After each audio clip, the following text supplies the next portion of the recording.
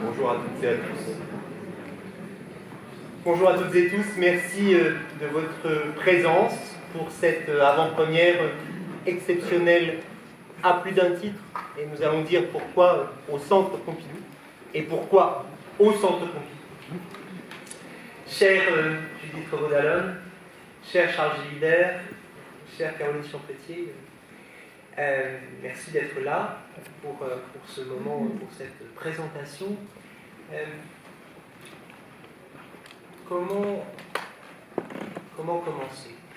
Les historiens contemporains, il y en a dans cette salle, appellent à prêter une attention particulière à ce qu'ils appellent les possibles non-advenus. Possibles non-advenus de façon à désencastrer le présent de sa chape de fatalité, et ce serait plutôt utile en ce moment de désencastrer le présent de sa chape de fatalité. Et puis à ne pas faire de l'histoire le tombeau de l'espérance, avoir plutôt dans les possibles non-advenus des ressources, des recours, des trésors possibles. Les philosophes de leur côté, je pense à un magnifique texte de Giorgio Agamben sur le cinéma de Guy Debord, suggèrent que le cinéma, les films pourraient bien être ce par quoi les possibles continuent d'exister. Dans un texte magnifique, Agamben dit qu'au fond, le cinéma, c'est le contraire du déjà-vu. Quand on a l'impression de déjà-vu, on voit le présent, on a l'impression que le présent s'est déjà produit. Au cinéma, on voit comme présent quelque chose qui ne s'est pas produit. De sorte que, au déjà-vu s'opposerait, viendrait compléter le jamais vu, le pas encore vu. Chère Judith, chère Caroline, cher Charles, nous avons pendant des mois, pendant des années, j'ai envie de dire, explorer passionnément la possibilité d'une exposition de cinéma avec Léos Carax. Quand je dis explorer passionnément la possibilité d'une exposition de cinéma, je veux dire s'affronter à la masse d'impossibilités qu'une exposition de cinéma suppose. Possibilités de tous ordres, esthétiques, impossibilités calendaires, impossibilités financières, comme répond Hugo Pratt à Denis Lavant dans Mauvais Sens, je veux changer ma vie, c'est hors de prix.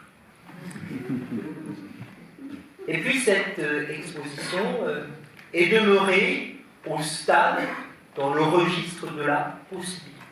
Et puis au cœur de cette proposition, de cette invitation faite à Léos Carax, de proposer ici même une exposition de cinéma, il y avait une commande de films, comme le service des cinémas dirigé par Judith qui le fait toujours.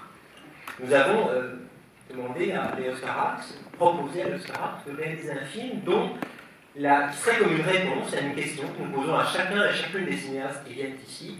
Cette question, je vous la donne. Où en êtes-vous, Léos Carax?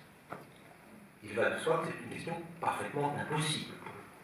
Si vous me demandez où en êtes-vous, je serais bien embarrassé pour répondre. Et voilà que de cette question impossible, au milieu d'une exposition demeurée dans le registre du possible, quelque chose d'autre est arrivé, quelque chose comme un film. Je veux dire que c'est un film qui vient recueillir ce rêve, cet espoir, ce projet d'une exposition de cinéma. Je trouve ça magnifique. Je trouve magnifique qu'un film ne se donne pas comme une réalité de remplacement, ne se donne pas comme un lot de consolation pour les possibles non-advenus, mais comme le recueil de leurs possibilités même. C'est de cela peut-être que nous allons parler, c'est cela peut-être que nous allons voir cet après-midi, et tout de suite, je te cède la parole. Merci beaucoup. Je vais juste dire quelques mots de l'origine de l'invitation faite à Léos Carax. Voilà, c'est quelqu'un qui nous a accompagnés, comme beaucoup d'entre vous, dont les films nous ont habités, transportés, perturbés. Moi, au moment d'Olimotor, en 2012, j'ai écrit un essai sur ce film. Et puis, du travail sur cet essai sont nés des premiers contacts avec Léos Carax par personne interposée. Léos avait donné le document de travail pour cet essai qui l'accompagne. Et à partir de ce moment-là, tous les ans, j'ai écrit une lettre, on a écrit une lettre invitant Léos Révent de lui confier un espace d'exposition au centre, une lettre à laquelle il répondait toujours très gentiment en disant jamais non, mais toujours je travaille à mon prochain film. Jusqu'au jour où on en a parlé avec Caroline Champetier, sa directrice de la photographie depuis Merde, et que grâce à elle et grâce à Charles Gilibert aussi, son producteur depuis Annette, on a pu commencer à compléter quelque chose et que Léos est venu travailler à cette exposition et je voudrais maintenant laisser la parole à Caroline pour qu'elle nous dise justement quelques mots de cette exposition rêvée, plus que rêvée, du travail qui a été fait, de ce qu'on a imaginé.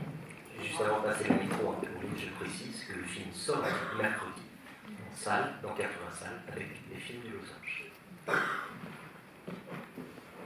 Merci.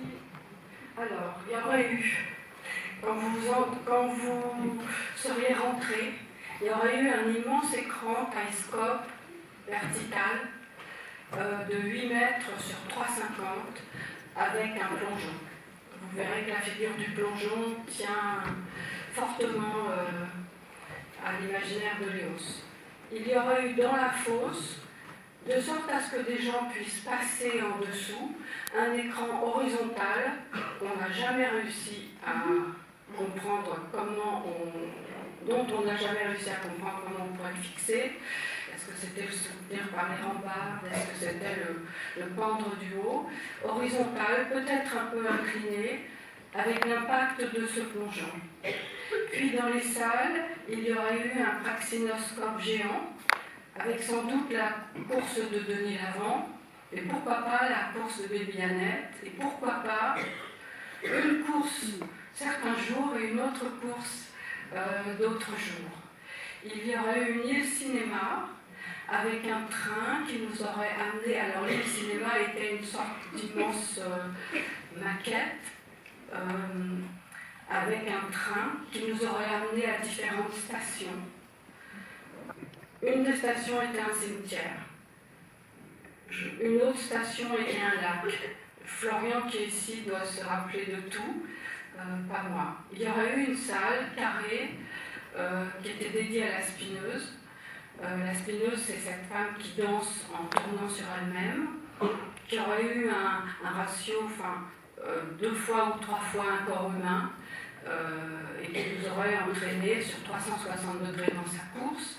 Et il y aurait eu un baby-foot avec l'équipe d'Annette qui jouait contre l'équipe des dictateurs que vous retrouvez peut-être dans le film. Et puis il y aurait eu une salle entière dédiée aux marionnettistes d'Annette qui continuent d'être vraiment nos amis. Vous le comprendrez à la fin, surtout vous ne vous relevez pas avant la fin du générique, et même après, et à Annette. Voilà, c'était juste pour vous faire rêver sur quelque chose dont on espère encore que ça va nous faire rêver peut-être. Merci beaucoup Caroline, et j'ajoute juste une chose, c'est qu'il y avait aussi dans le projet, je ne sais pas si tu te souviens, des annonces sonores. Ah oui, ça c'était génial, des annonces qui devaient passer toutes les 30 minutes par le système d'annonces sonores du centre Pompidou. Oui. Avec des voix, de la musique, voilà. On n'en dit pas plus, mais vous retrouverez un peu ça aussi dans le film. Charles, est-ce que tu peux nous rejoindre et nous dire quelques mots de la manière dont tout ça est progressivement devenu film? Je pense qu'à la fin, il y a une rencontre avec Léo. C'est bien que le film dure 42 minutes, je ne vais pas trop abuser du temps d'avant-film, mais je pense que ce sera intéressant d'en parler avec Léo.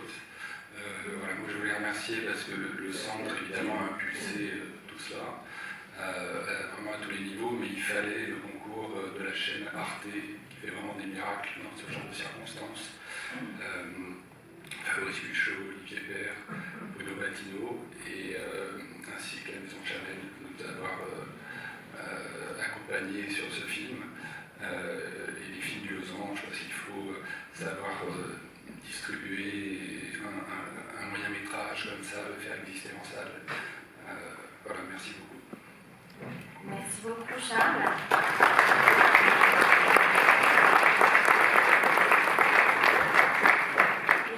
On retrouve Léo Scarax à l'issue de la projection pour une discussion qui sera assez longue, plus d'1 heure, 1h15, probablement 1h30.